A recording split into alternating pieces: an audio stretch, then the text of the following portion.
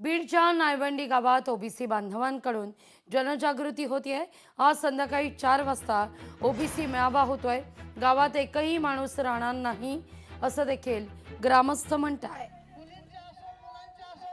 आज मेळावा निर्माण झालेला आहे, गाड्यांचं आयोजन केलेलं आहे आणि कसल्याही परिस्थितीत आपले काम आटून आपल्या लेकरा बाळासाठी 3 वाजता सध्या काय झालेलं आहे, ओबीसीच्या अस्तित्व लढाई आहे। याच्याकरता काल आमच्या गावामध्ये सर्व पक्षीय सर्व संघटनेची सर्व गावकऱ्यांची एक बैठक झाली। त्याच्यामध्ये आम्ही सर्व गावकऱ्यांना असं ठरवलं आहे, जेवढे जे भेटतील तेवढे वाहनं जवळपास 20 ते 25 वाहनं त्याच्यामध्ये सर्व गावकरी निघणार आहेत। आता ही ओबीसीच्या अस्तित्वाची लढाई आहे। ओबीसीला जर समजा कोणी चॅलेंज करीत असेल तर यावेळेस ओबीसी आता पूर्णपणे जागा झालेला आहे। तुम्ही बघत आहात की उद्याची सभा जी आहे ती महाराष्ट्रामधली आतापर्यंतची रेकॉर्ड ब्रेक सभा होईल, हे मला 100% तुम्हाला मी इथं सर्वांच्या खात्याने सांगू शकतो।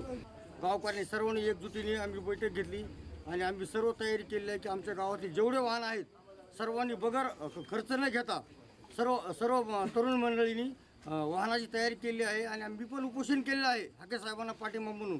परंतु येत्या काळामध्ये आपल्याला लहान आपले लेकरं आहेत ते उद्या आपल्याला माफ करणार नाहीत, यासाठी सर्वांनी एकजुटीने एका ताकदीने आणि एका जीवाने बीडला जाण्याची आपली आवश्यकता आहे आणि सगळं सहकुटुंब बाया पोरासकट लेकरा बाळासकट चूलबंद आमंत्रणासारखं सगळ्यांनी यावं ही नम्र विनंती करतो।